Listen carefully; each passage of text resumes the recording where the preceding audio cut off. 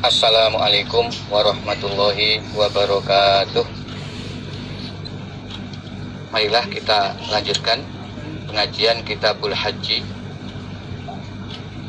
sampai halaman 44. Baris nomor 4 dari atas. Bismillahirrahmanirrahim.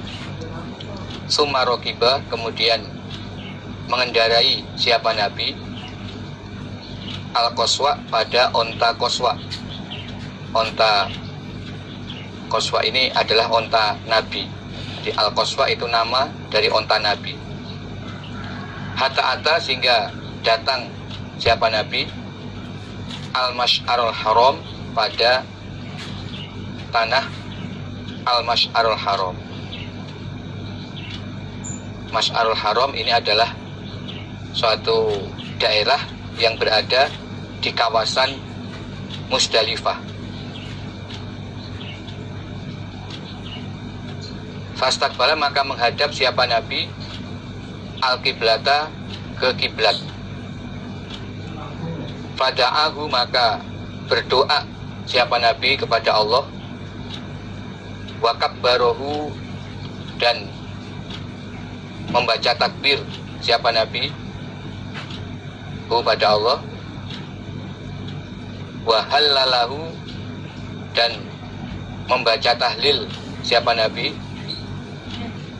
pada Allah. Wa wahhadahu, dan mengesahkan siapa Nabi pada Allah.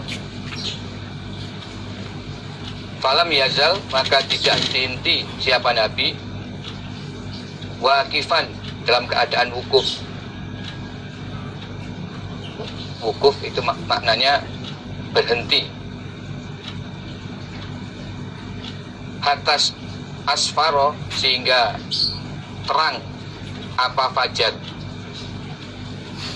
Jadi domirnya asfar itu adalah al-fajru.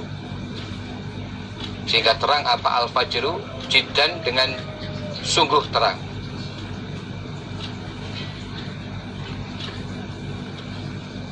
Jadi ini melanjutkan perjalanan ibadah haji yang dilaksanakan oleh Nabi. Ini pada malam tanggal 10 setelah dari Arafah, itu selesai wukuf. Setelah terbenam matahari pada malam tanggal 10, Nabi berangkat ke Musdalifah, kemudian mengerjakan sholat maghrib isya di Musdalifah, lalu bermalam, tidur. Kemudian ketika terbit fajar, Nabi mengerjakan sholat subuh.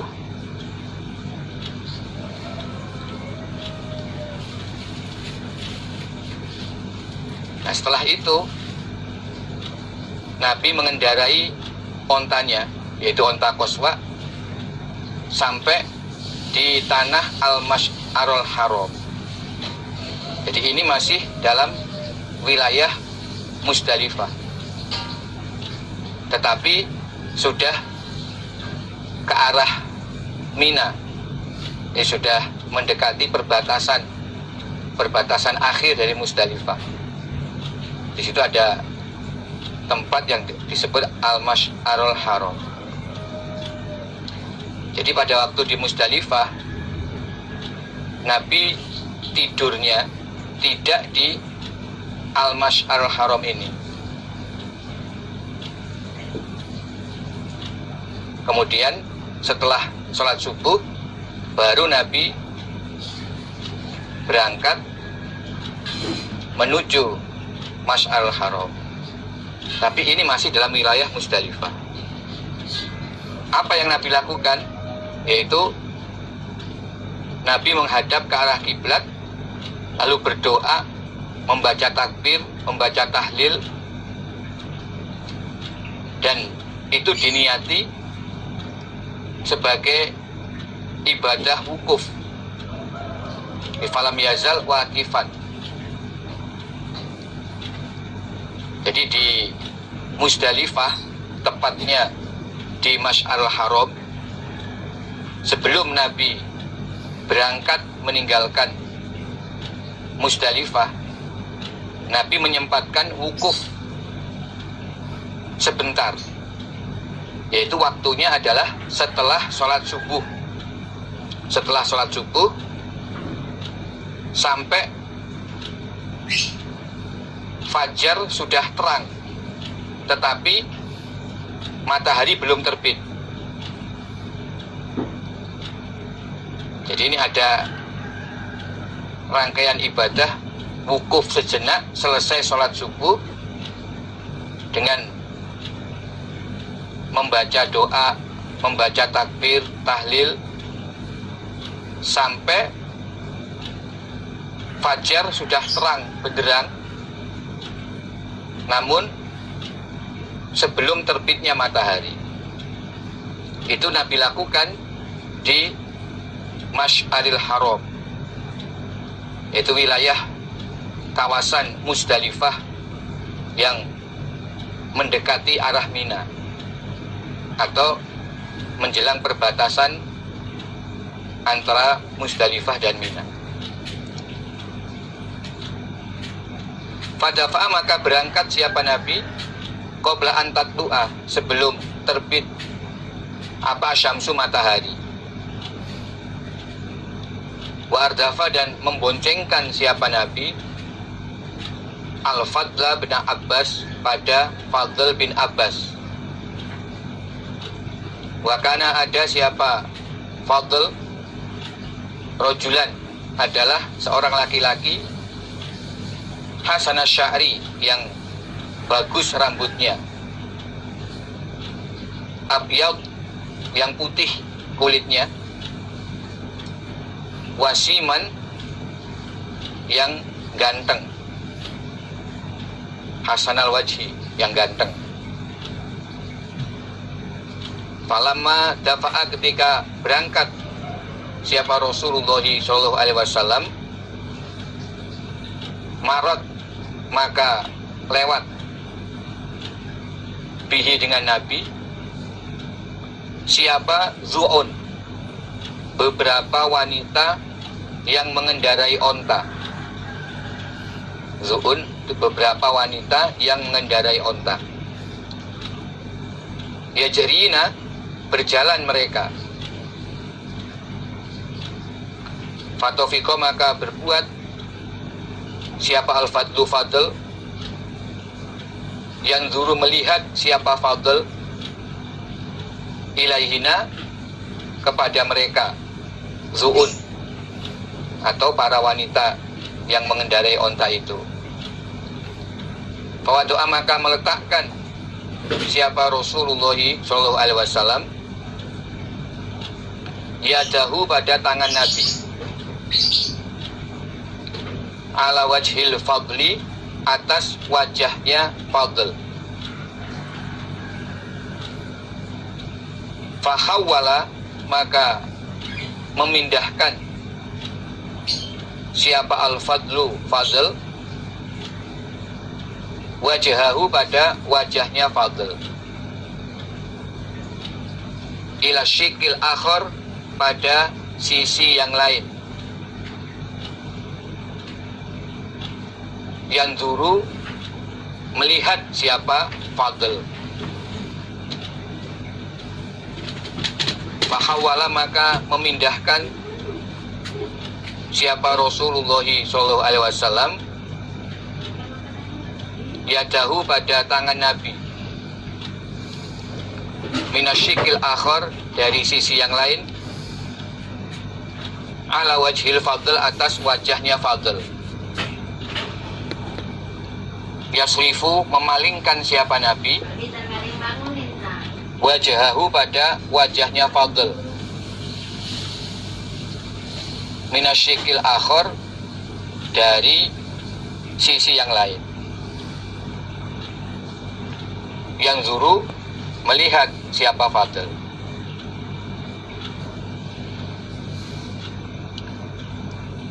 Sebelum matahari terbit, tanggal 10 Zulhijjah, Nabi berangkat fadafa'a, berangkat meninggalkan Musdalifah, atau tepatnya di Masy'aril Haram, menuju Mina. Berangkat dari Musdalifah atau Masy'aril Haram menuju Mina sebelum terbit matahari. Dalam perjalanan Nabi memboncengkan Fadl bin Abbas,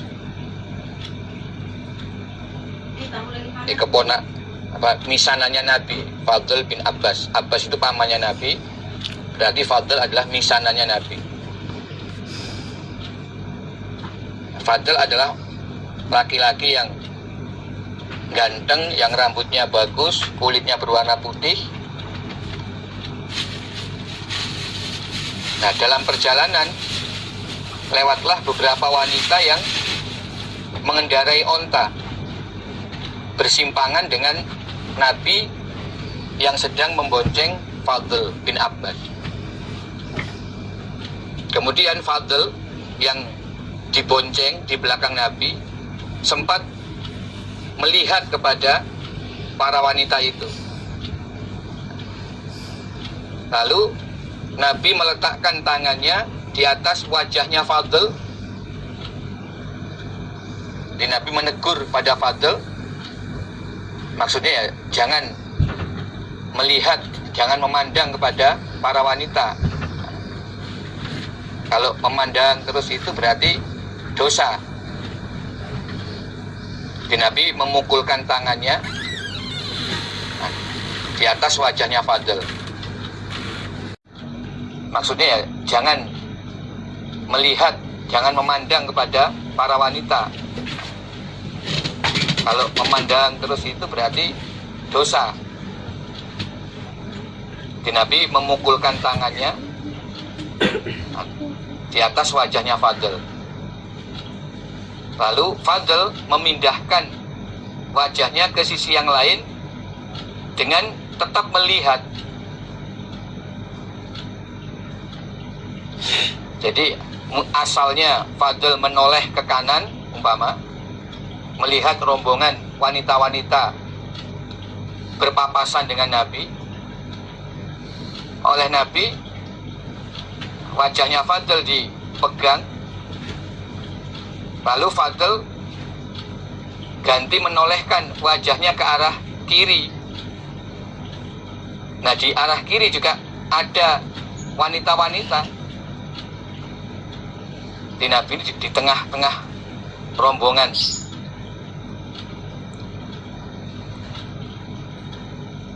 Kemudian Nabi juga memalingkan lagi tangannya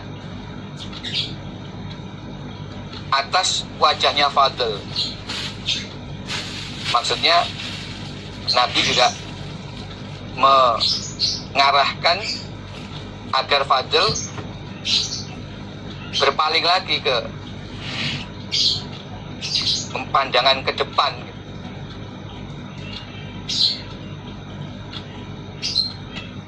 Jadi asalnya memandang ke kanan, lalu dipalingkan, Fadl menoleh ke kiri. Oleh Nabi dipalingkan lagi.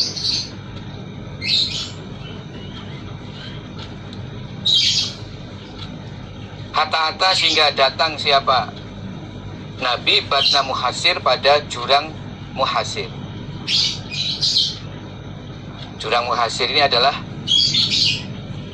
jurang tempat dirusaknya atau dihinakannya atau disiksanya Raja Abrohah dan pasukan gajah, Ashabul Fil, pasukan gajah yang dipimpin Raja Abrohah ketika akan menghancurkan Ka'bah. Yang mereka diserang dengan burung ababil dan mereka mati terbunuh di daerah jurang Muhasir ini, Wadi Muhasir. Nah, ini berada di tengah-tengah antara Musdalifah dan Mina. Ketika Nabi melewati bagian dalam atau bagian tengah dari jurang Muhasir, faharroka, maka menggerakkan siapa Nabi qalilan, sedikit. Maksudnya Nabi memacu ontanya. Jadi memang disunahkan ketika melewati daerah tempat bekas disiksanya suatu kaum, maka melewatinya dengan berjalan cepat, karena ya mengkhawatirkan apa siksaan yang dulu pernah menimpa di daerah itu. Maka ketika Nabi melewati jurang Muhasir yang dulu Raja Abrohah dan pasukan gajahnya itu dihancurkan di jurang tersebut, Nabi mempercepat laju jalannya onta. Nabi gerakkan sedikit ontanya supaya melangkah cepat. Sumasalaka, kemudian berjalan siapa Nabi at-thariqal wusta, pada jalan yang tengah, yaitu alati yang takhruju, keluar apa jalan, alal jamrotil kubro, atas jumroh yang paling besar, yaitu jumroh Aqobah. Hatta sehingga datang siapa Nabi al jamrota, pada jumroh alati yang indah syajaroh, di sisi pohon, yaitu jumroh Aqobah. Faromaha, maka melempari Nabi ha, pada jumroh, bisa be'i hasoyat, dengan 7 kerikil. Yukabbiru, membaca takbir siapa Nabi ma'akuli hasoh, beserta tiap-tiap kerikil, minha, dari 7 kerikil. Misli hasol khulfi, semisal kerikilnya ketapil. Di besarnya kerikil itu seperti kerikil ketapil. Maksudnya ya kerikil yang kecil. Hason soghiro, kerikil yang kecil, ukurannya kira-kira bisa dilempar dengan ujung jari jempol dan telunjuk. Itu yang dimaksud hasol khatfi, itu kerikil kecil, besarnya kira-kira bisa dilempar dengan 2 ujung jari, yaitu ujung jari jempol atau ibu jari dan jari telunjuk. Roma, melempar Nabi min batnil wadi, dari tengahnya jurang, jurang tempat adanya jumroh Aqobah itu.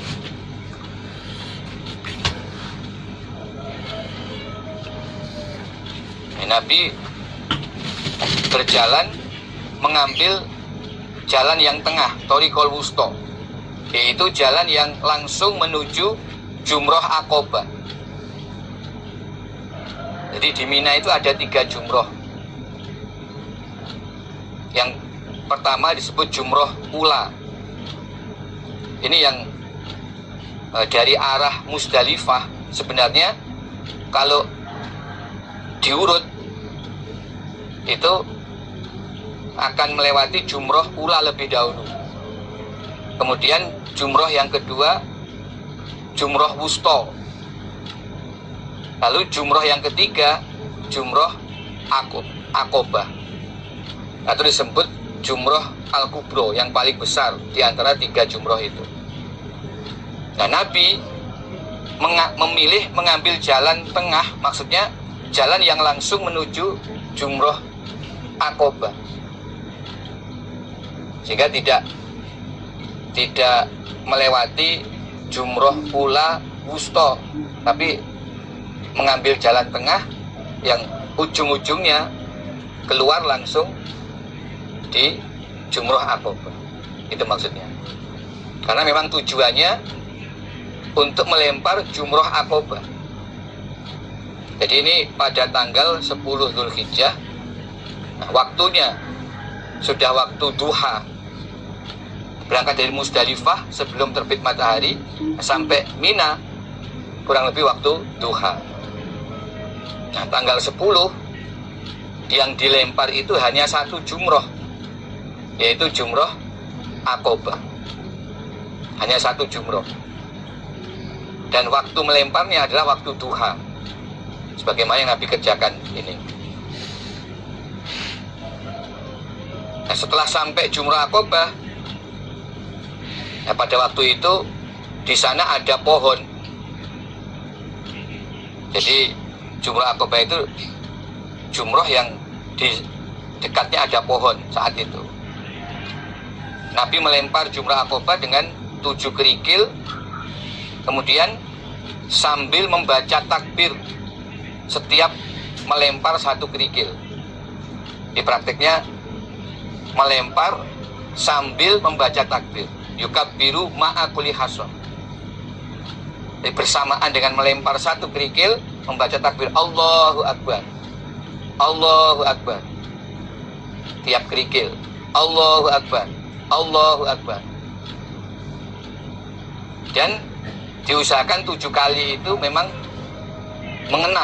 mengenai pada dinding jumroh. Kalau sekarang berupa dinding ya.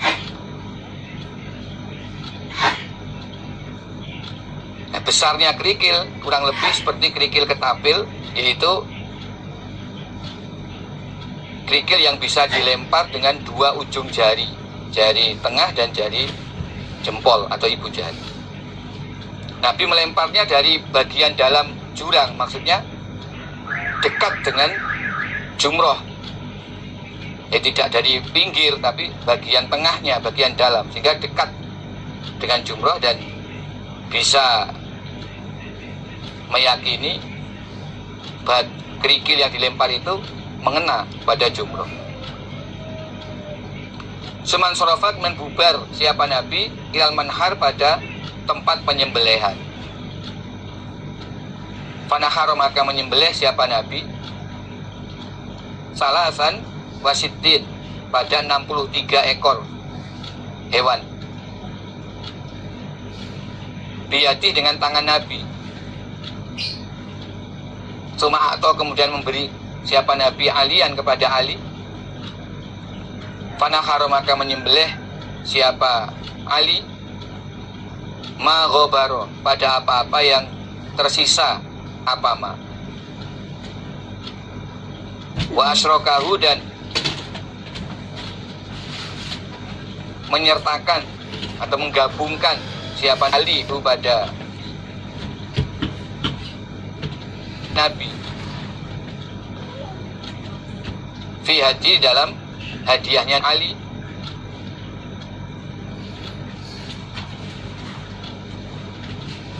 Selesai melempar jumroh, Nabi mendatangi tempat penyembelihan yang ada di dekat jumroh atau di kawasan Mina.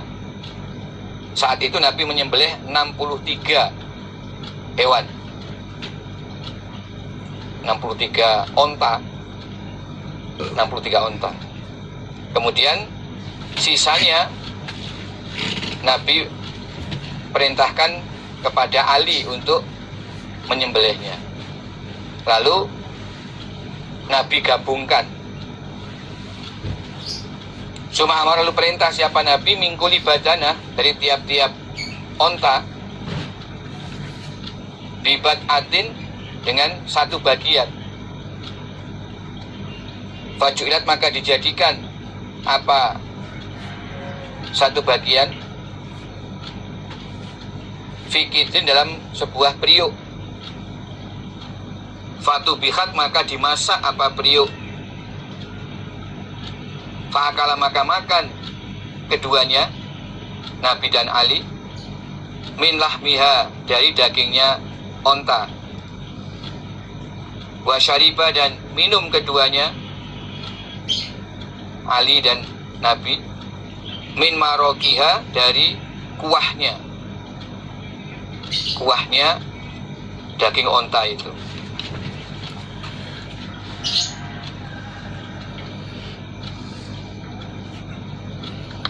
Nah, kemudian Nabi memerintahkan mengambil sebagian dari tiap-tiap onta yang disembelih,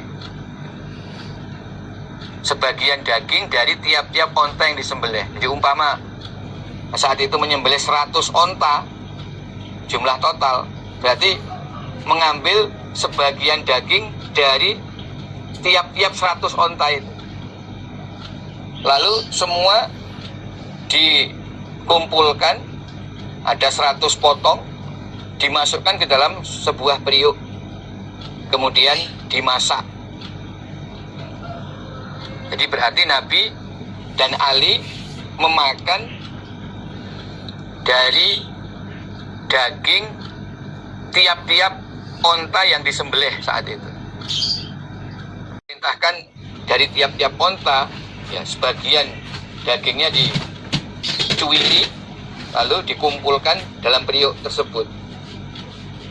Kemudian Nabi bersama Ali memakan daging itu dan minum dari kuah yang dimasak di dalam periuk tersebut.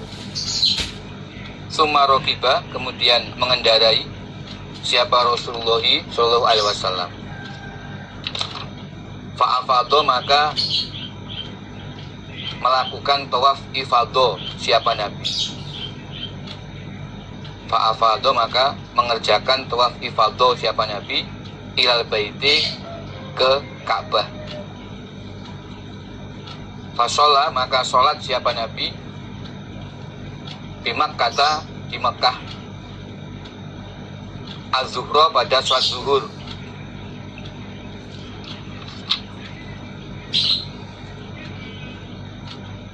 Jadi selesai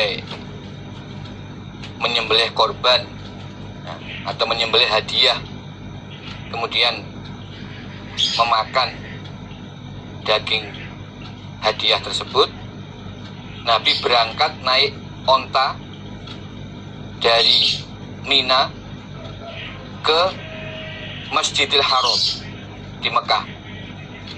Di Rokiba itu mengendarai onta berangkat dari Mina menuju Masjidil Haram.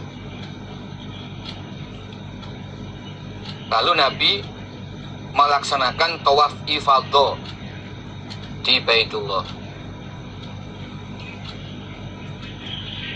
Di saat itu sudah dalam keadaan lukar dari pakaian ihram.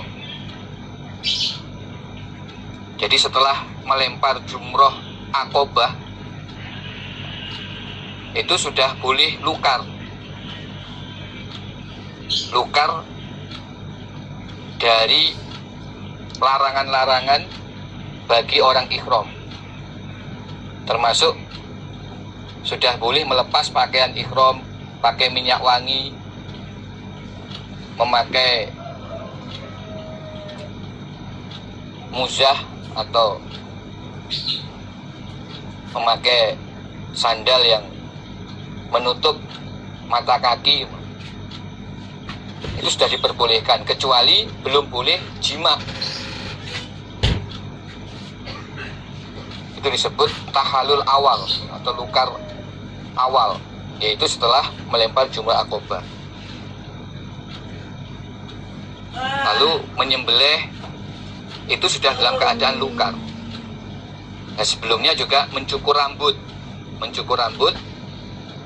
lalu menyembelih. Baru kemudian berangkat ke Mekah, ke Masjidil Haram untuk mengerjakan tawaf ifadho.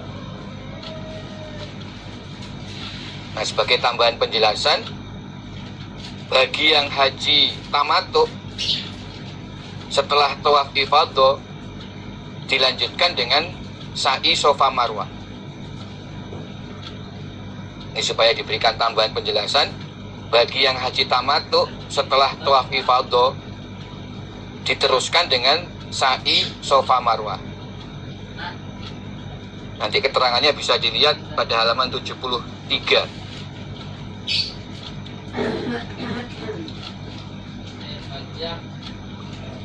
Keterangannya di halaman 73.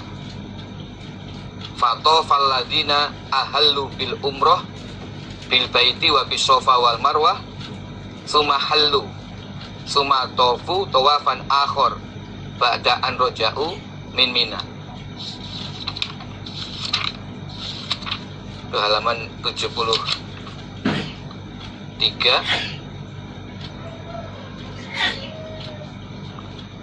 Baris ke 3 dari bawah. Halaman 73 baris ketiga dari bawah. Fatofal ladzina ahallu bil umroh,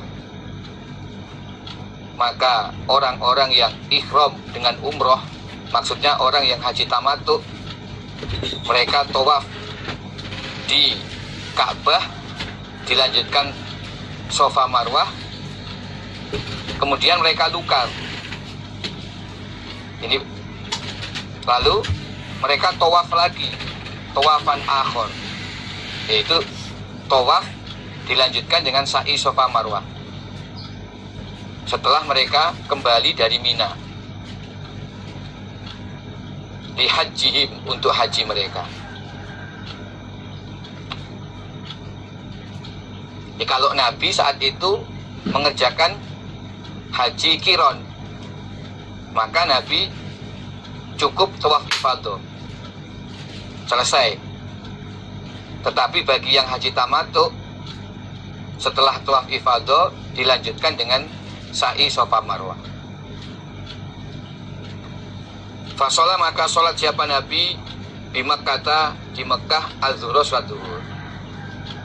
Selesai tawaf ifadah, lalu sholat zuhurnya masih di Mekah. Fa'ata, maka mendatangi siapa Nabi Bani Abdul Muttalib, pada Bani Abdul Muttalib, yaskuna, yang memberi air minum mereka, ala Zamzam, atas sumur Zamzam. Faqala, Nabi, inzi'u, menimbalah kalian Bani Abdul Muttalib, wahai Bani Abdul Muttalib. Falaula ayyalibakum, seandainya tidak mengalahkan pada kalian siapa annasu, manusia, ala sikoyatikum, atas memberi air minumnya kalian, lanazaktu, niscaya menimba aku Nabi, ma'akum, bersama kalian. Titik. Fanawaluhu, maka memberikan mereka Bani Abdul Muttalib kepada Nabi dalwan, pada satu timba yang berisi air Zamzam. Fasyariba, maka minum siapa Nabi minhu, dari air satu timba itu, minhu dari air dalam satu timba itu. Setelah selesai sholat zuhur, Nabi mendatangi Bani Abdul Muttalib yang mereka sedang bertugas memberikan air minum kepada para jamaah haji yang mereka ambil dari sumur Zamzam. Jadi yang bertugas membagi air dari sumur Zamzam itu adalah Bani Abdul Muttalib. Nabi mendatangi mereka, beliau bersabda, teruslah menimba wahai Bani Abdul Muttalib. Seandainya saya tidak khawatir orang-orang mengalahkan kalian di dalam memberi air minum dari Zamzam ini, saya akan ikut menimba bersama kalian. Ini falaula ayyaglibakumun nas ala sikoyatikum lanazaktu ma'akum. Seandainya saya tidak khawatir orang-orang mengalahkan kalian. Maksudnya berebut untuk ikut menimba di sumur Zam-Zam, kemudian membagi-bagikan air minum dari sumur Zam-Zam itu.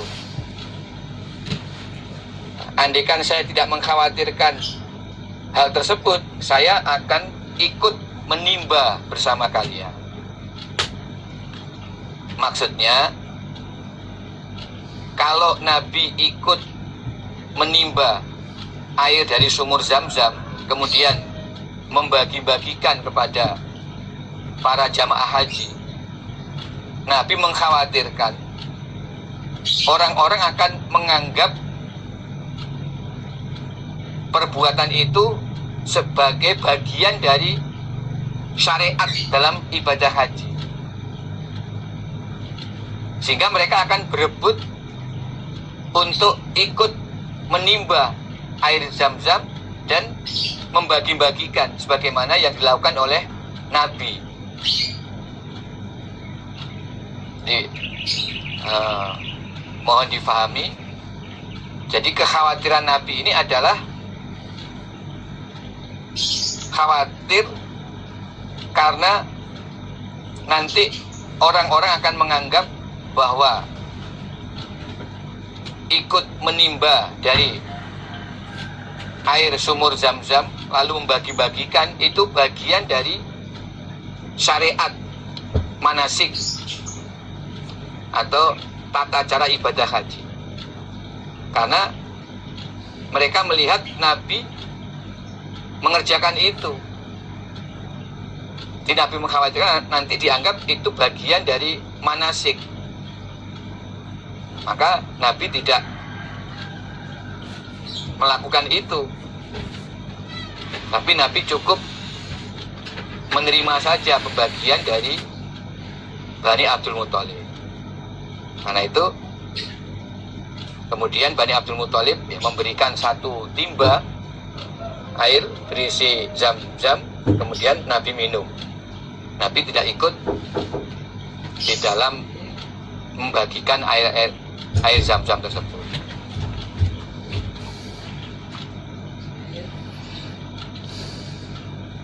Jadi bukan kalau Nabi ikut menimba air Zam-Zam, Nabi bagi-bagikan lalu orang-orang berebut mendapatkan air Zam-Zam dari Nabi. Bukan sekedar itu yang Nabi khawatirkan, tetapi lebih pada kekhawatiran nanti perbuatan ini dianggap bagian dari syariat atau rangkaian tata cara dalam ibadah haji. Karena ya para sahabat itu sudah mengetahui bahwa di dalam ibadah ini kita wajib mencontoh, mengikuti apa saja yang dikerjakan oleh Nabi, ya, agar tidak campur antara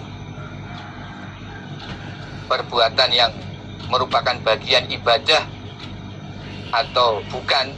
Maka Nabi tidak mau ikut di dalam membagi air dari sumur Zam-Zam itu. Nah, demikianlah kita sudah mengkaji satu hadis yang lumayan panjang ini. Dan ini menerangkan tentang tata cara ibadah haji sesuai dengan yang dilakukan oleh Nabi ketika Nabi mengerjakan haji wada. Jadi sebenarnya satu hadis ini merupakan hadis yang paling penting dalam Kitabul Manasik, karena dalam satu hadis ini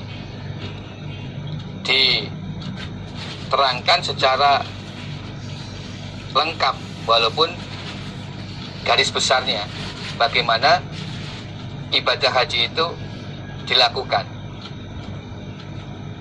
Bisa kita ulang dari halaman 34, baris nomor 2 dari bawah. Jadi ibadah haji itu dimulai dari mikot. Ataina Dzul Hulaifah. Nabi memulai ibadah haji dari mikot bagi penduduk Madinah, yaitu di Dzul Hulaifah. Apa yang Nabi kerjakan? Yaitu Nabi mengerjakan sholat sunnah ikhram. Halaman 35, baris 2 dari atas. Fasolla Rasulullah SAW fil masjid. Di sebelumnya mandi junub, lalu berpakaian ikhram, kemudian sholat sunnah 2 rakaat di mikot. Setelah itu Nabi naik di atas onta, kemudian mengucapkan kalimat talbiyah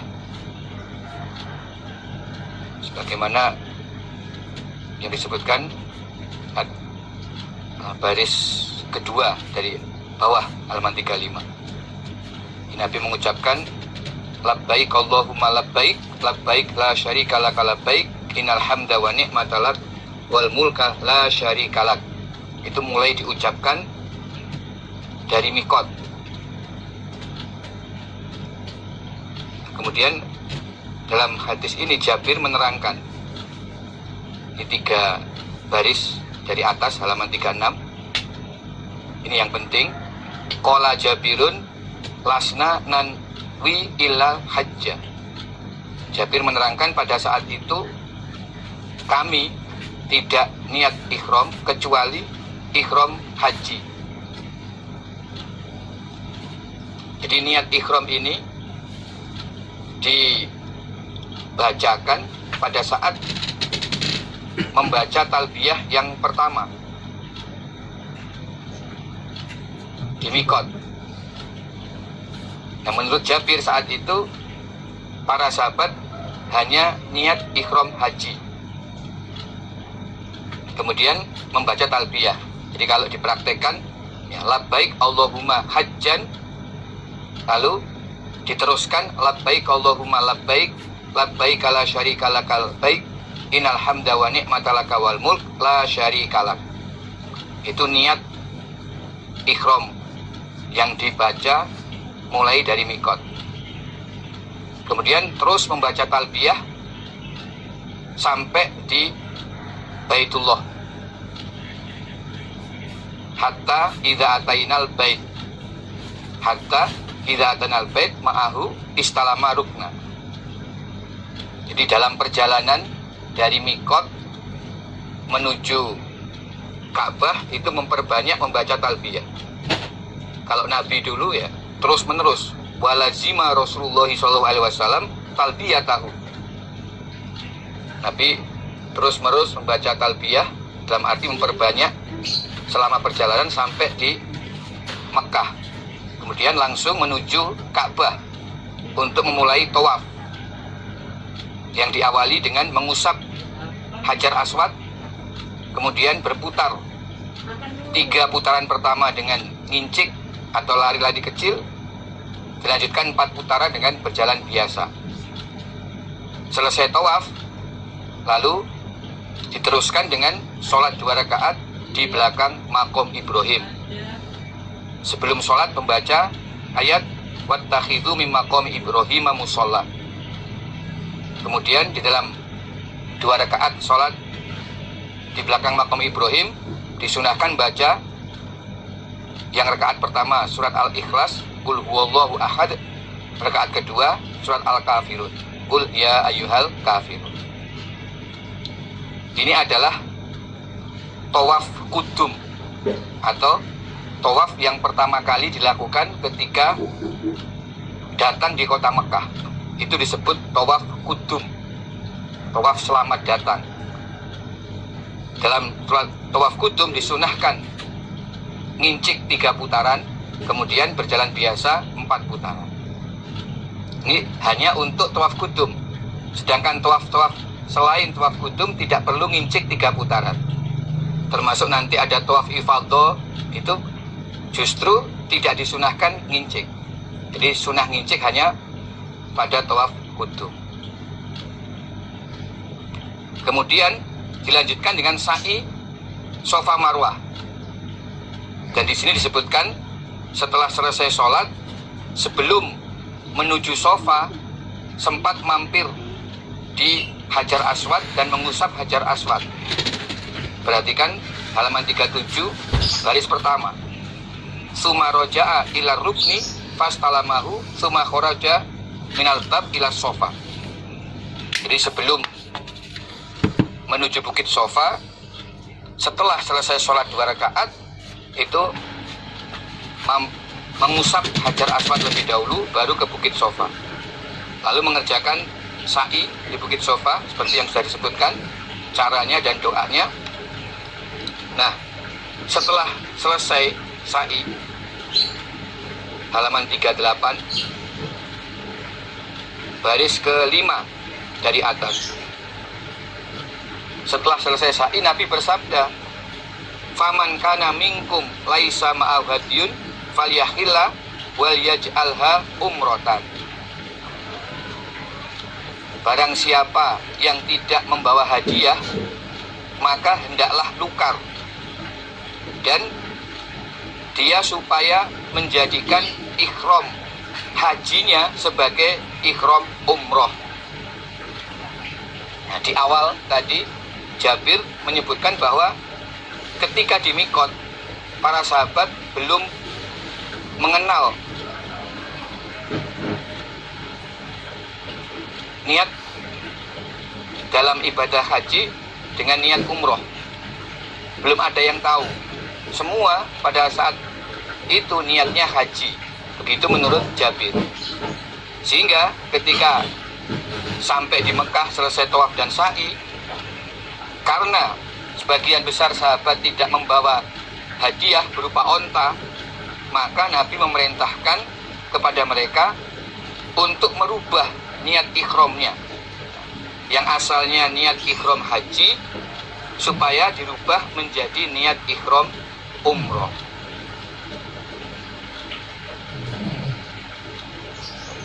Sehingga ada 2 macam cara mengerjakan haji yang dijelaskan dalam hadis ini.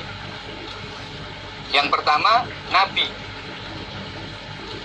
Nabi niat ihram haji, kemudian Nabi membawa hadiah berupa onta. Setelah selesai sa'i, Nabi tetap dalam keadaan ihramnya, karena ihram Nabi itu selain untuk ibadah haji juga digabung dengan umrohnya. Sehingga setelah selesai sa'i, Nabi tidak lukar, tetapi Nabi tetap terus berpakaian ihram, meneruskan ihram hajinya, yang kemudian sekaligus juga digabung dengan ihram untuk umrohnya. Maka haji yang dikerjakan oleh Nabi itu disebut haji qiron, karena Nabi menggabungkan ihram haji dan umroh dalam satu pekerjaan. Nah, berbeda dengan para sahabat yang sebagian besar mereka tidak membawa onta sebagai hadiah. Karena mereka tidak membawa hadiah, maka Nabi memerintahkan kepada para sahabat setelah sa'i supaya merubah ihram yang semula niatnya untuk haji dirubah menjadi ihram umroh. Berarti tawaf dan sa'i yang sudah dikerjakan itu adalah tawaf sa'i sebagai rukun dari ibadah umrohnya. berarti niat ikhramnya itu untuk umroh, walaupun niatnya ini kemudian di belakang ada perubahan. Awalnya niat haji, tapi karena tidak bawa hadiah, itu bisa dirubah menjadi niat ikhramnya untuk ikhram umroh. Berarti tawaf dan sa'i yang dikerjakan itu adalah tawaf sa'i sebagai rukun umroh. Sehingga setelah sa'i lukar. Sebab rukun umroh itu 3. 1, niat ikhram di mikot. Kemudian yang kedua tawaf, yang ketiga sa'i. Itu rukun umroh. Dengan selesainya sa'i, maka sudah lukar atau tahallul, melepas niat ikhramnya. Berarti sudah dalam keadaan bebas, tidak lagi dalam keadaan ikhram. Dan inilah asal usulnya, sehingga kemudian ada pelaksanaan haji tamattu, yaitu haji yang dikerjakan oleh para sahabat yang mereka tidak membawa hadiah. Maka cara mengerjakan rangkaian ibadah haji itu, mereka mendahulukan mengerjakan ikhram umroh. Umroh yang dikerjakan di dalam bulan haji. Kemudian lukar.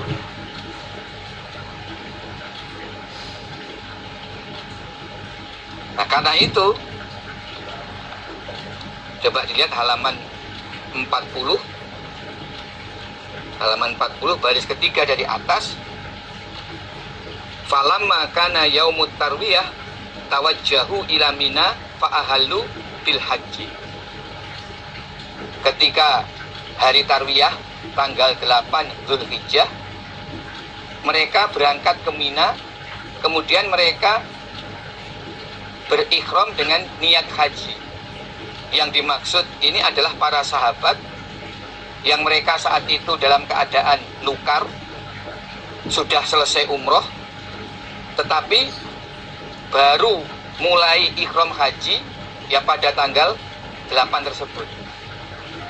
Jadi mereka mulai dari awal lagi niat ikhram di mikot.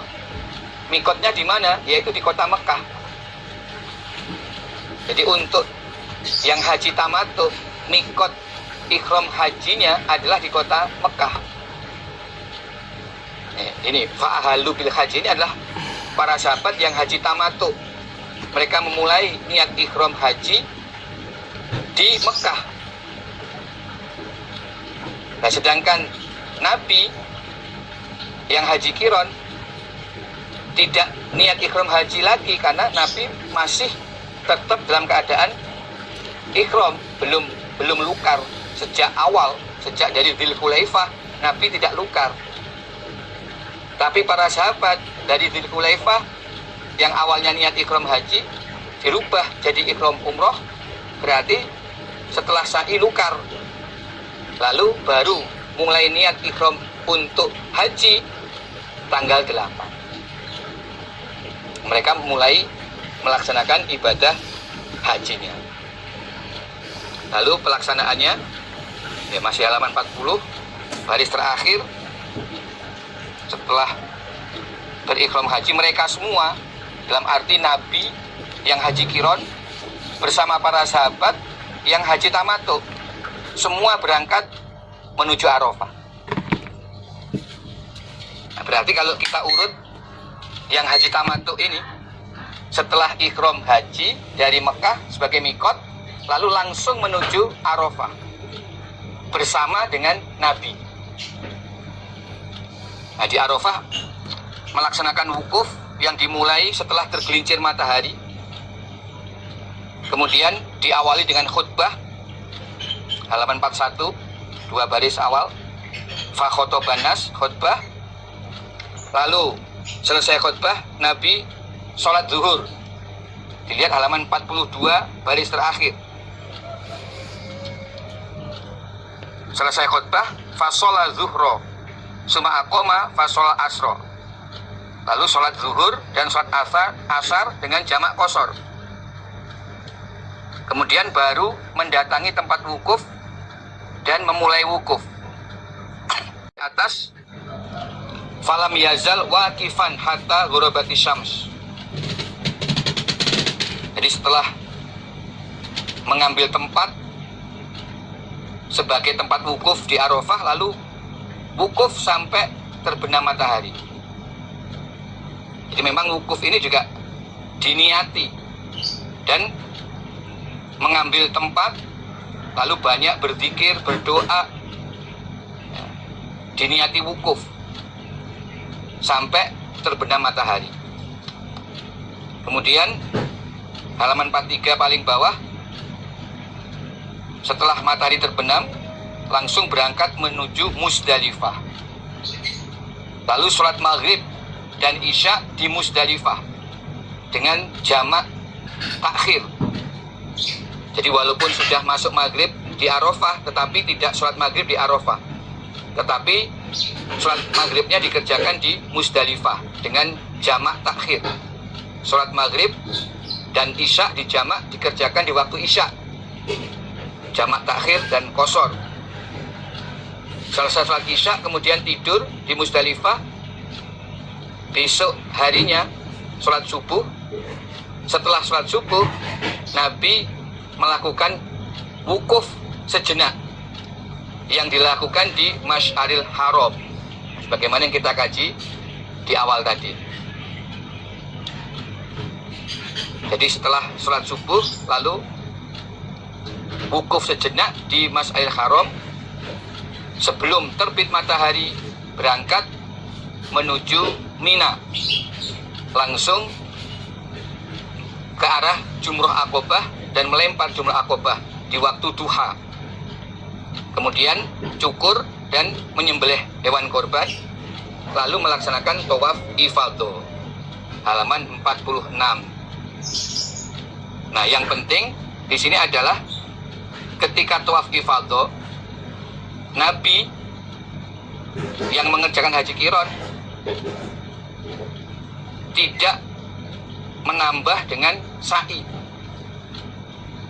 Tetapi para sahabat yang mengerjakan haji tamattu, yang mereka tidak membawa hadiah, setelah tawaf ifadah diteruskan dengan sa'i Safa Marwah. Ini hal yang penting yang perlu difahami untuk kita bisa mengetahui dan membedakan ada dua macam pelaksanaan ibadah haji yang diterangkan dalam hadis ini. Yang pertama adalah haji qiron yang dikerjakan oleh Nabi, yang prakteknya adalah dari mikot lalu niatnya untuk haji sekaligus umroh.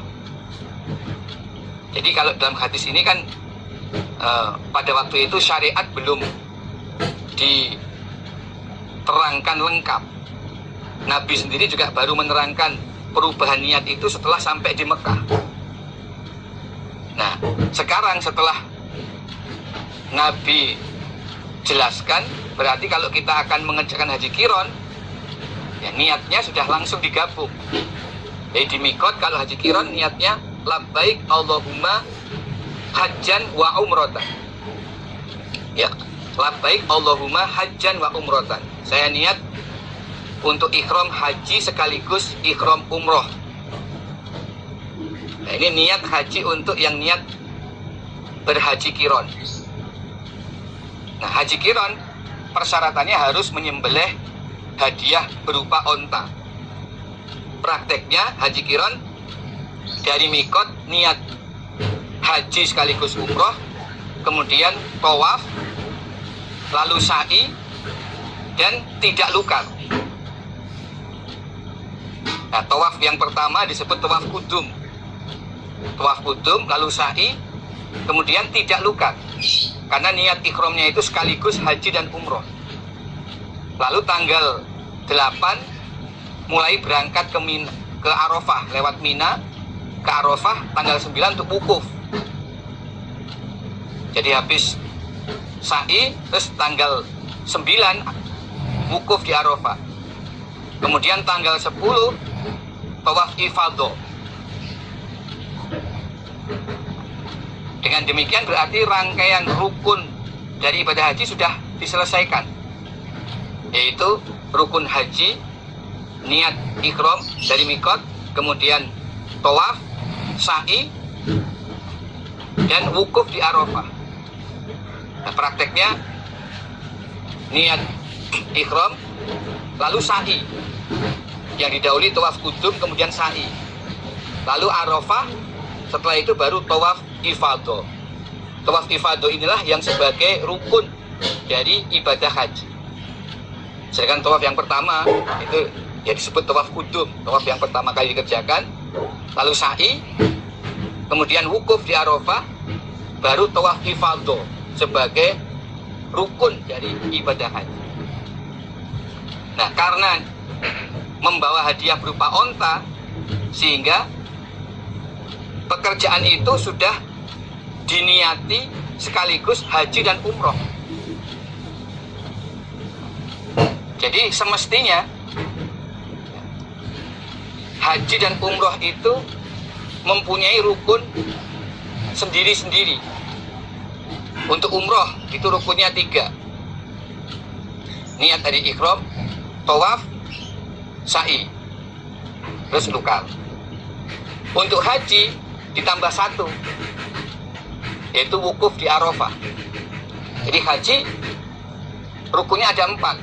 Niat ihram dari mikot, kemudian tawaf, sa'i, lalu wukuf di Arafah. Jadi bedanya rukun haji dan umroh hanya 1. Kalau umroh tanpa wukuf di Arafah hanya niat ihram, tawaf, sa'i, sedangkan haji niat ihram, tawaf, sa'i ditambah wukuf di Arafah. Nah, orang yang beribadah haji itu juga wajib mengerjakan umroh. Tidak ada ibadah haji tanpa umroh. Itu berdasarkan ayat wa atimul hajja wal umrata lillah. Nanti akan kita kaji ayatnya.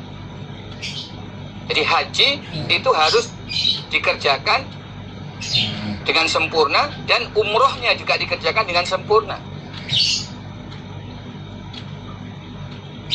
Jadi orang haji mesti umroh. Tidak bisa haji saja tanpa umroh. Tidak boleh. Maka umroh ini juga hukumnya wajib, yaitu umroh yang dikerjakan bersamaan dengan ibadah haji itu menjadi wajib. Nah, karena itulah pelaksanaannya, nah, dalam hadis ini sudah diterangkan ada dua macam cara. Yang Nabi kerjakan itu Nabi gabungkan antara umroh dan hajinya dalam satu pekerjaan. Maksudnya satu pekerjaan. Untuk sa'i, cukup sekali sa'i diniati sebagai ihram, umroh, dan haji. Kemudian tawaf ifadah itu sekaligus untuk haji dan umrohnya. Maka setelah tawaf ifadah, Nabi tidak perlu sa'i lagi, sebab sa'inya sudah dikerjakan di awal, yaitu sebelum berangkat ke Arafah. Seperti yang diterangkan dalam halaman 46 baris awal, fa'afadho ilal bait. Di sini tidak diterangkan bahwa Nabi sa'i. Nah, tetapi bagi para sahabat yang mereka diperintah oleh Nabi untuk merubah ihram hajinya menjadi ihram umroh, dan setelah sa'i mereka lukar, setelah sa'i mereka lukar, berarti ihram, tawaf, dan sa'inya itu sebagai rukun umroh, sehingga mereka baru mengerjakan umroh di dalam bulan haji, terus lukar dan belum mengerjakan hajinya. Maka pada tanggal 8 yang disebutkan dalam hadis ini mulai berpakaian ihram untuk haji. Nah, ihram haji itu mereka kerjakan dengan mendahulukan wukuf, setelah wukuf lalu tawaf dan sa'i. Tawaf tanggal 10 yaitu tawaf ifadah, dan ditambah dengan sa'i lagi.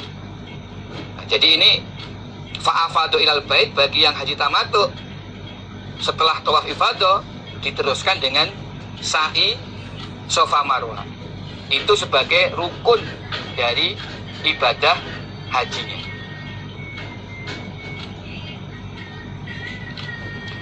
Nah, demikian jadi dari hadis hajinya Nabi ini kita sudah dapat mengetahui ada dua cara dalam mengerjakan ibadah haji, yaitu haji qiron dan haji tamattu.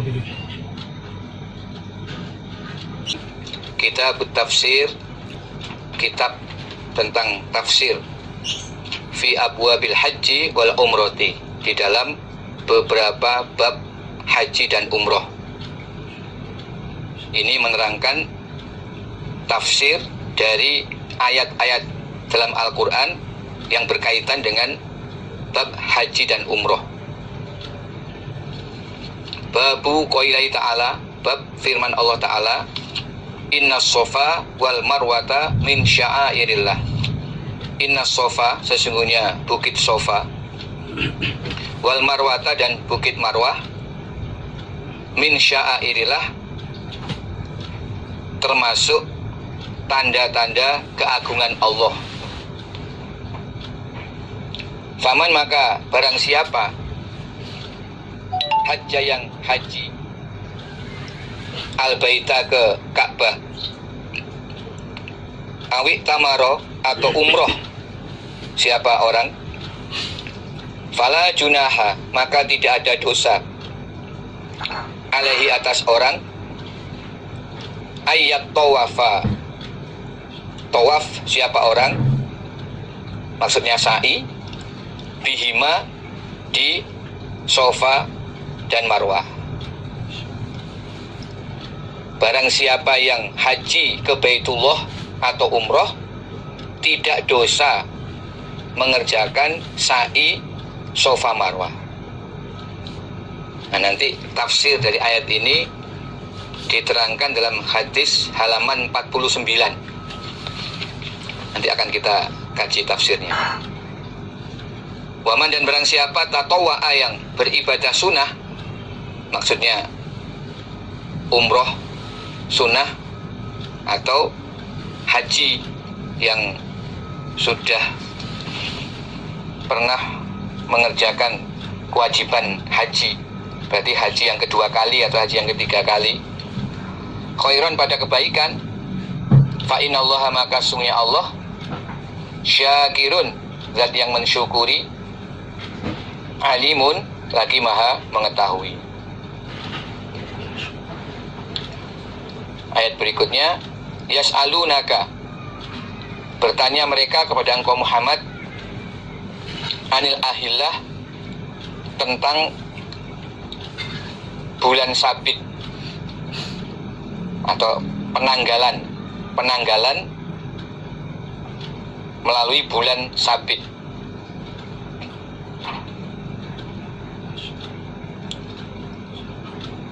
Kul, jawablah Muhammad, hiya, adapun penanggalan, mawakit, adalah beberapa waktu, linasi, bagi manusia. Di penanggalan dengan cara melihat munculnya bulan sabit itu merupakan ketentuan waktu yang sudah berlaku di kalangan umat manusia untuk menentukan waktu awal bulan, sehingga tahu ini bulan haji, bulan Ramadan. Itu caranya dengan melihat munculnya bulan sabit yang menunjukkan tanggal 1 dari awal bulan. Wal haji, dan untuk haji sebagai ketentuan waktu untuk musim haji. Walaisa, tidak ada apal bir, perbuatan baik, bi antaktu, bahwa mendatangi kalian, al buyuta, pada beberapa rumah, min zuhuriha, dari bagian belakangnya rumah. Walakinnal birra, tetapi sungguhnya perbuatan baik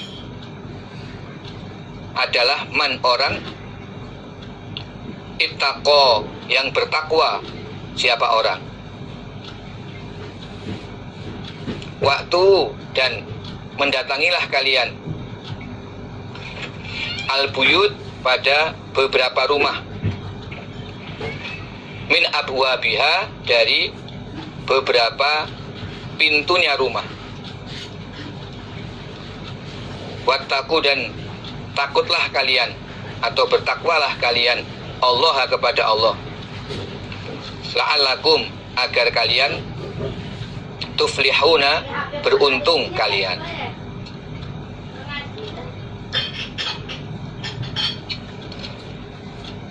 Walaisal birru bi an ta'tul buyuta min zuhuriha. Perbuatan baik itu bukan dengan kamu pulang dari haji lalu mendatangi rumah dari bagian belakangnya rumah. Jadi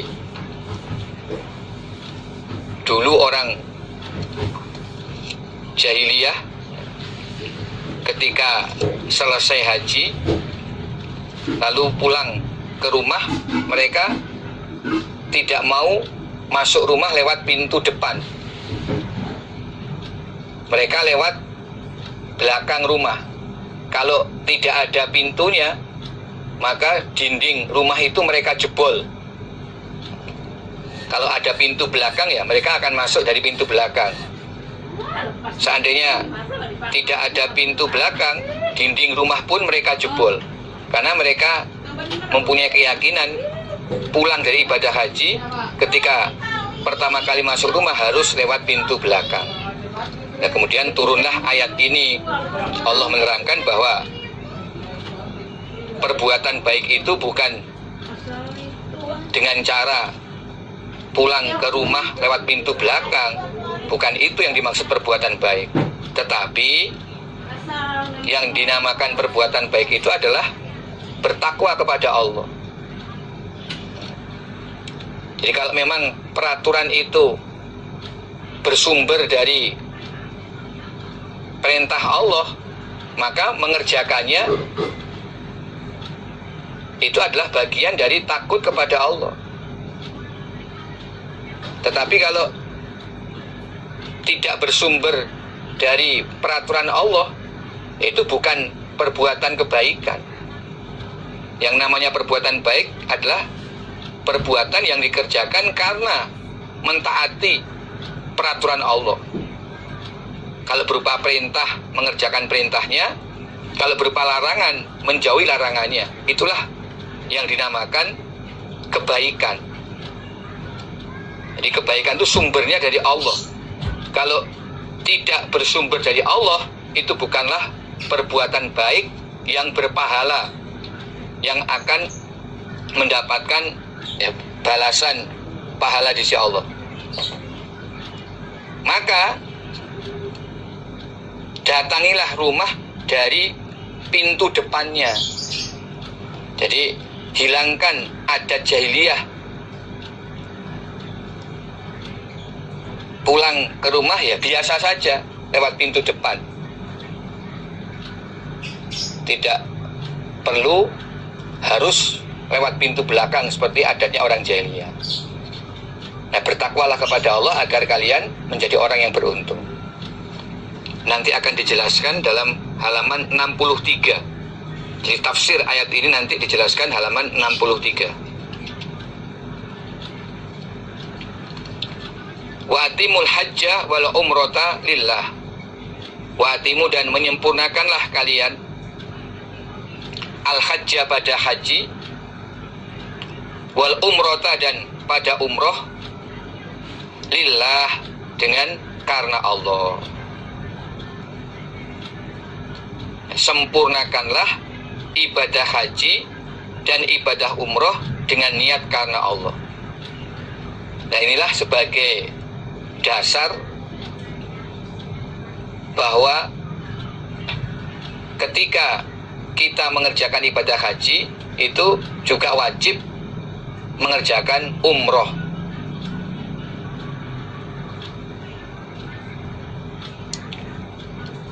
Jadi dari hadis yang sudah kita kaji tadi, yang diterangkan oleh Jabir, itu ada dua praktek. Yang pertama haji kiron yang dikerjakan Nabi. Haji dan umrohnya digabung sekaligus dalam satu niat ikhram. Maka niatnya labbaik Allahumma hajjan wa umrotan.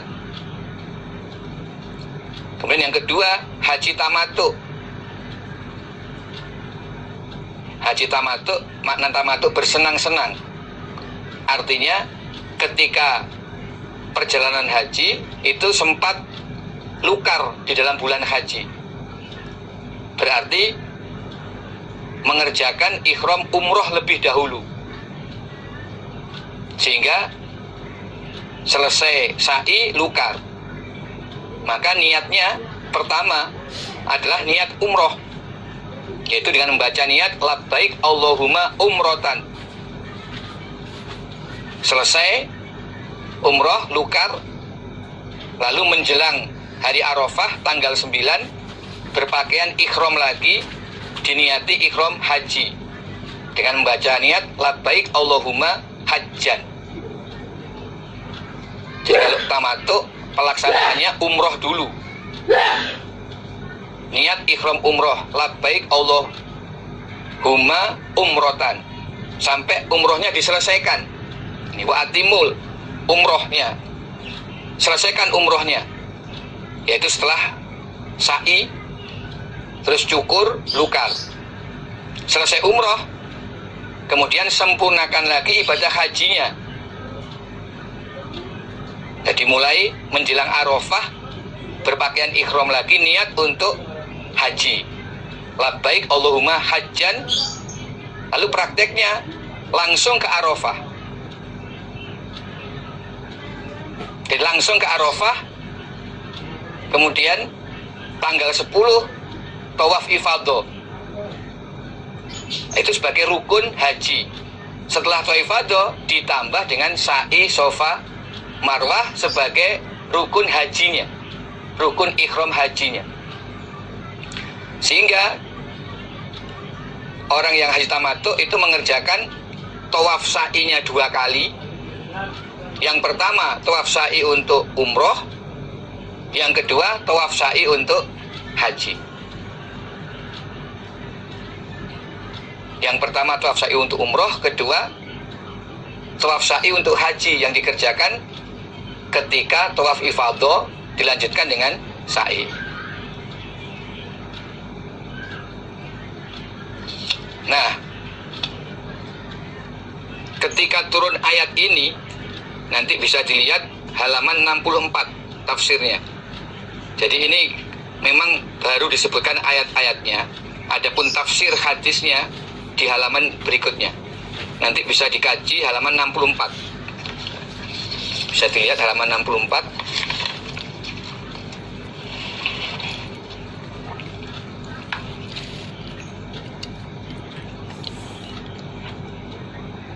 Dalam hadis itu diterangkan ada seorang laki-laki sudah lepas pakaian ikhram, memakai jubah dengan berlumuran minyak wangi, bertanya kepada Nabi, "Nabi, saya ini baru selesai mengerjakan haji. Saya belum umroh. Bagaimana umroh saya?" Lalu Allah menurunkan ayat ini, wa atimul hajja wal umrota lillah. Jadi ini muncul kasus. Ada orang yang ketika Nabi perintah bagi barang siapa yang tidak membawa hadiah supaya merubah ikhramnya menjadi ikhram umroh. Nah, entah bagaimana orang ini dia tidak merubah ikhramnya menjadi ikhram umroh. dia tetap berikhram haji, tidak lukar.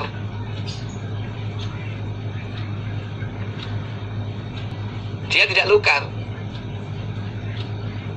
Jadi ternyata dalam rombongan sahabat yang ibadah haji itu juga ada yang mereka tidak membawa hadiah, tetapi tetap meneruskan ikhram hajinya. Setelah sa'i mereka tidak lukar. Nah, coba kita pahami. Jadi pada awalnya semua niat ikhram haji, karena belum turun ayat yang merintahkan orang haji harus umroh, belum ada. Ketika dari Mikot di Dzulhulaifah semua niatnya ikhram haji. Nah ternyata di tengah, setelah sampai Mekah, setelah selesai sa'i, terus Nabi perintah barang siapa yang tidak membawa hadiah berupa onta supaya merubah ikhram hajinya, niatnya dirubah menjadi ikhram umroh. Sehingga setelah sa'i dia supaya lukar, karena ikhramnya itu umroh bukan haji. Berarti kalau umroh ya selesai sa'i lukar. Itu perintah Nabi bagi yang tidak membawa hadiah. Dan itu dikerjakan sebagian besar para sahabat yang tidak membawa hadiah. Mereka mentaati perintah Nabi untuk merubah ikhram hajinya menjadi umroh lalu lukar. Berarti mereka belum haji.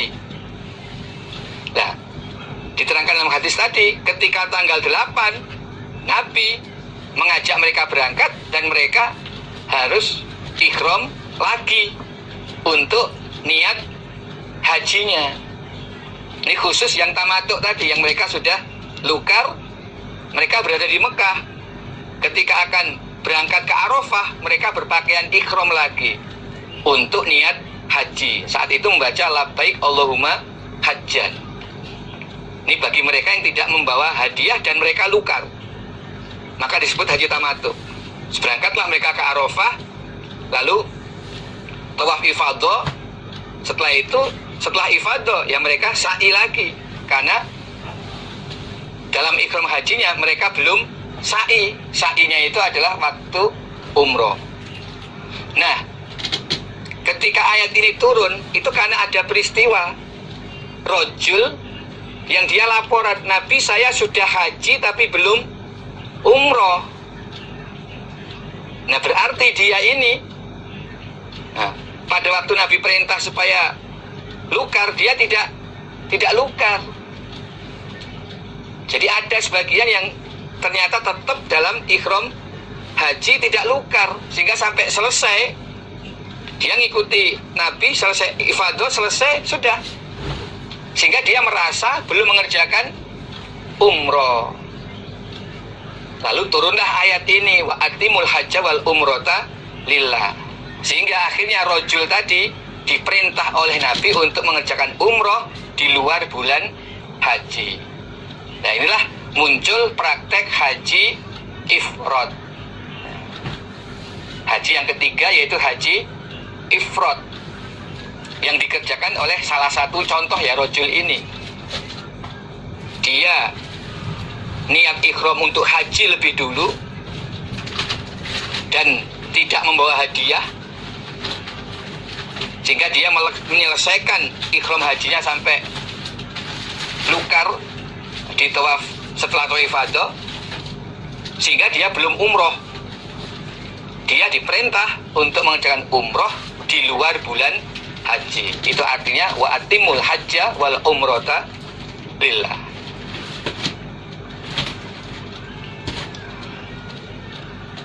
Fa'in uhsirtu, maka jika dicegah kalian, maka apa-apa istaisaro yang mudah, apa ma minal hadi, dari hadiah.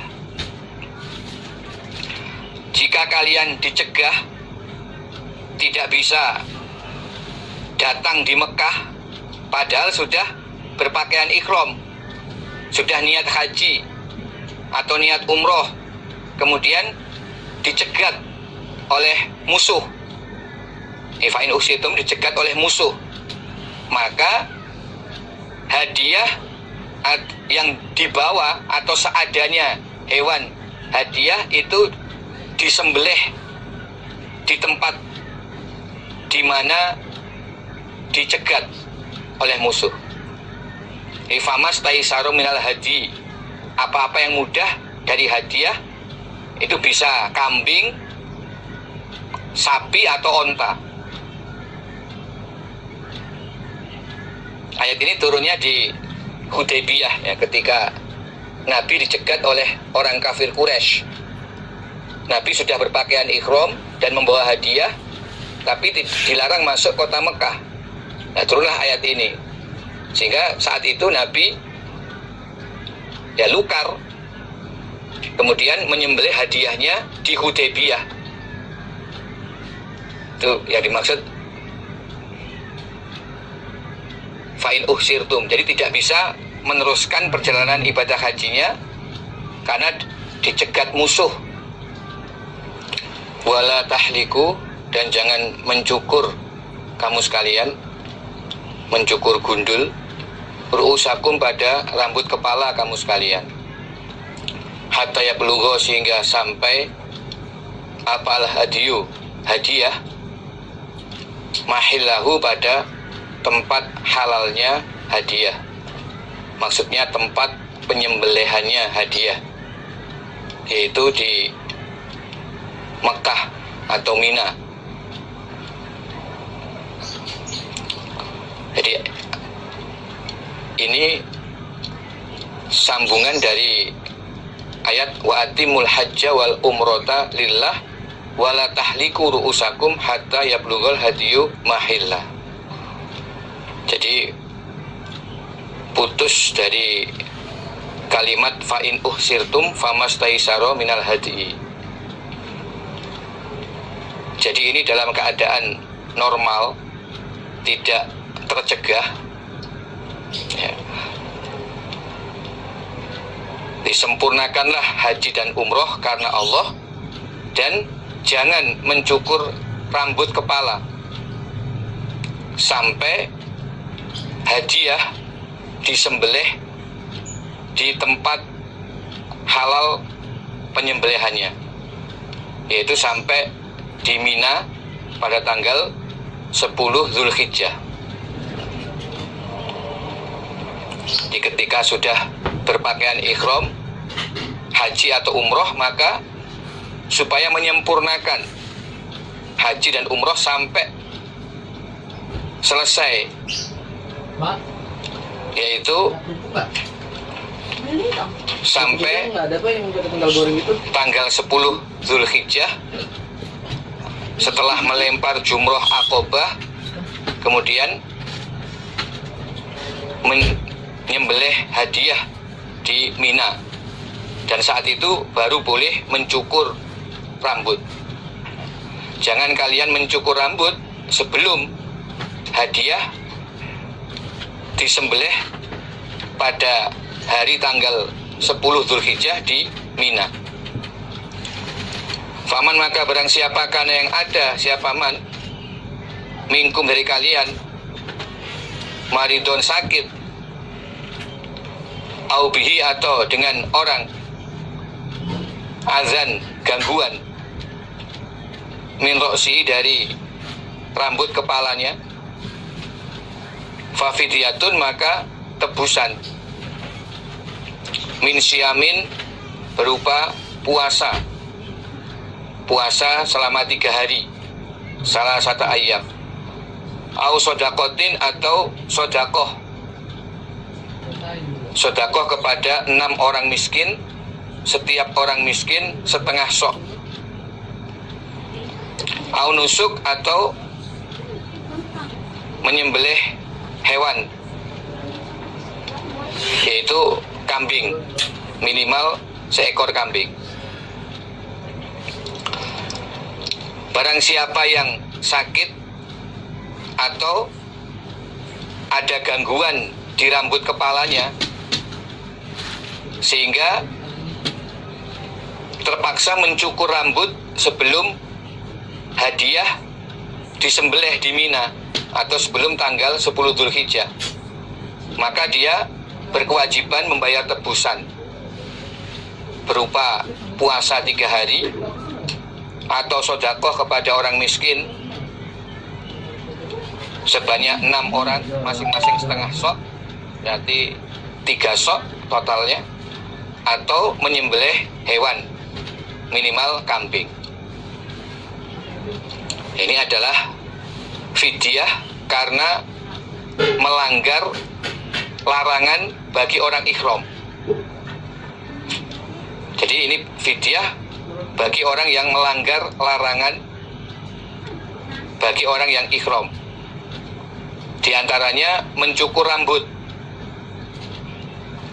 Jadi kalau sudah dalam keadaan ihram baru boleh mencukur rambut sampai tanggal 10 Dzulhijjah setelah melempar jumroh Aqobah. Tetapi kalau dilanggar karena sakit atau karena di kepalanya banyak kutu, maka boleh mencukur rambut, bahkan menggunduli rambutnya, tetapi harus membayar tebusan atau fidyah atas pelanggarannya mencukur rambut dalam keadaan ihram ataupun bentuk pelanggaran-pelanggaran yang lain. Fa'idha amintum, ketika telah aman kalian, faman maka barang siapa tamatta'a yang bersenang-senang bil umroti dengan umroh il haji pada haji, famastaisaro maka apa-apa yang mudah apama minal hadi dari hadiah. Faman barang siapa lam yajid yang tidak menjumpai siapa man, fasyamu salasati ayyam maka berpuasa 3 hari fil haji dalam haji, wasab'atin dan 7 hari idza raja'tum ketika telah kembali kalian, yaitu kembali ke negara asal. Tilka demikian itu puasa 3 hari ditambah 7 hari, asyaratun 10 hari, kamilatun yang sempurna. Zalika demikian itu haji tamattu, zalika demikian itu haji tamattu, liman bagi orang lam yakun yang tidak ada siapa ahluhu keluarganya orang, hadiril masjidil haram penduduk masjidil haram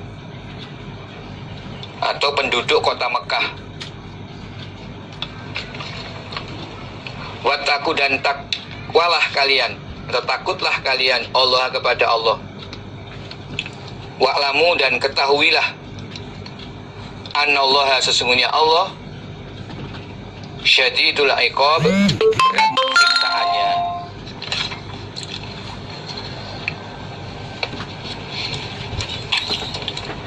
Fa'idha amintum faman tamatta'a bil umrati ilal haji famastaisara minal hadi. Ketika keadaan sudah aman, tidak dalam keadaan dicegat oleh musuh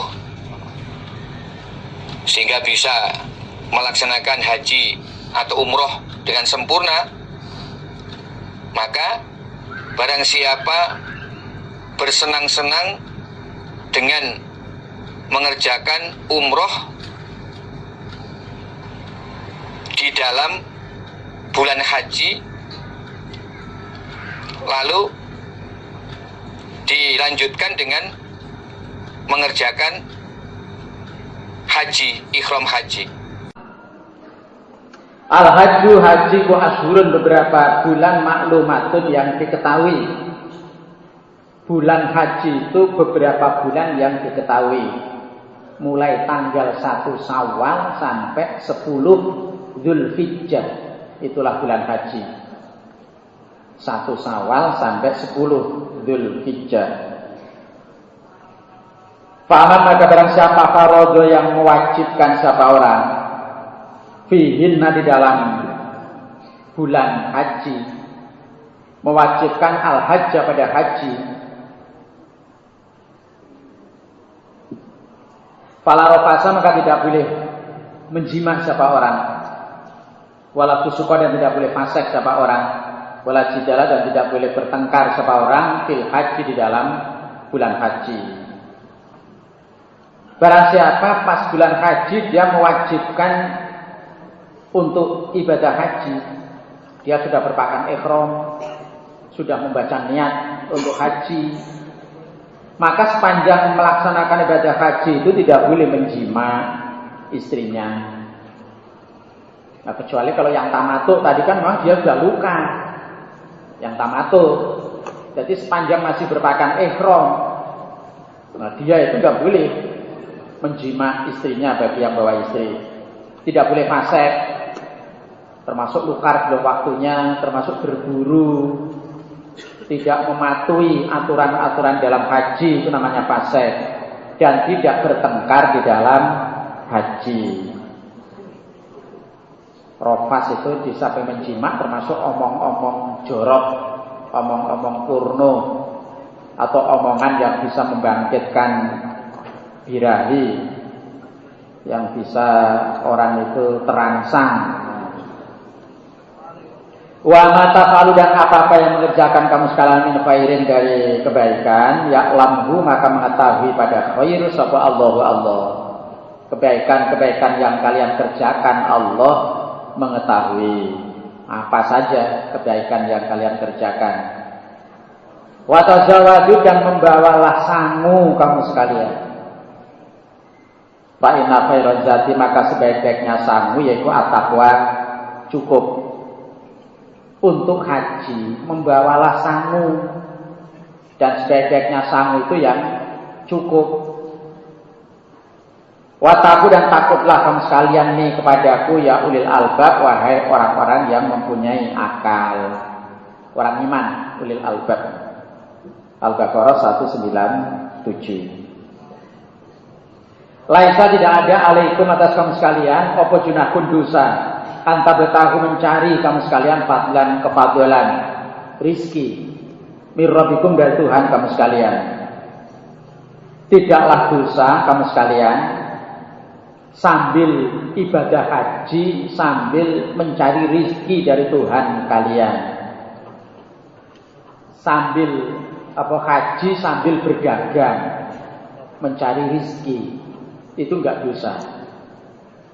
Itu banyak sekali nanti kalau pas haji itu, terutama sepanjang perjalanan dari Mina ke Arafah itu pedagang-pedagang itu banyak sekali sambil haji sambil berdagang mencari rizki. Fa idza fatum ketika telah bubar kalian min Arafat dari Arafah, fadhkuru maka ingatlah kalian Allah kepada Allah indal masy'aril haram di tanah masy'aril haram. Ketika telah bubar wukuf dari Arafah, maka ingatlah kepada Allah di masy'aril haram. Nah, ayat inilah yang dipraktekkan oleh Rasulullah SAW dalam hadis yang kita kaji di awal, bahwa Nabi pada saat di Musdalifah setelah sholat subuh di pagi tanggal 10 Dzulhijjah, Nabi menyempatkan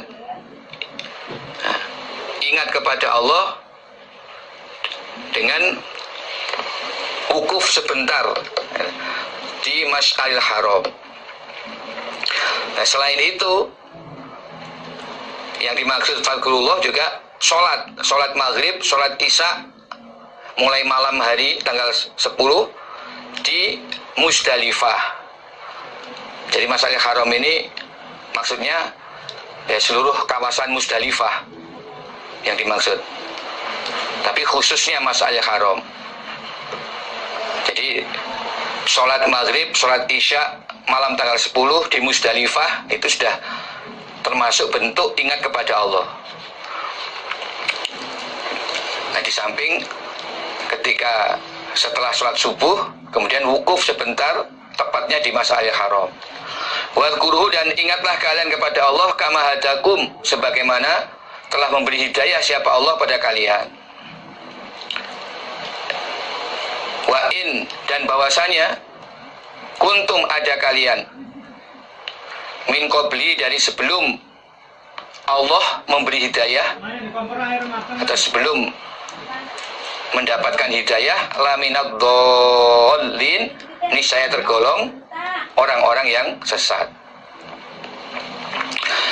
Suma afidhu, kemudian bubarlah kalian, min haitsu afadho, dari mana bubar siapa annasu, manusia. Nah, ayat ini mengenai kepada bangsa Quraisy atau yang disebut orang Humus. Di zaman jahiliyah mereka wukufnya di Musdalifah. Kemudian Allah perintah kepada mereka supaya wukuf di Arafah sebagaimana bangsa Arab yang lain selain bangsa Quraisy. Wastaghfiru, dan minta ampunlah kalian Allah kepada Allah. Innallaha, sesungguhnya Allah Ghafur, zat yang maha pengampun, Rahim, lagi maha penyayang. Dan satu ayat lagi, wadhkuru, dan ingatlah kalian Allah kepada Allah fi ayyamin, di dalam beberapa hari, ma'dudatin, yang dihitung, yaitu hari tanggal 11, 12, dan 13 Zulhijjah. Ingatlah kepada Allah pada tanggal 11, 12, 13 Zulhijjah. Nah, bentuknya adalah dengan melempar 3 jumroh, yaitu jumroh ula, wusto, akobah di Mina. Waktunya setelah tergelincir matahari.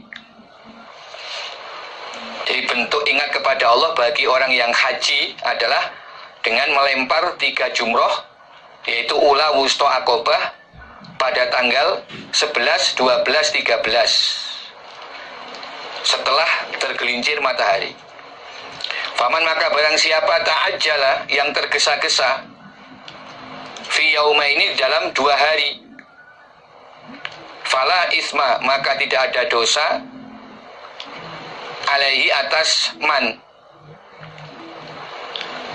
Barang siapa tergesa-gesa di dalam 2 hari, berarti dia hanya melakukan pelemparan 3 jumroh itu dalam 2 hari, yaitu tanggal 11 dan 12, maka dia tidak berdosa.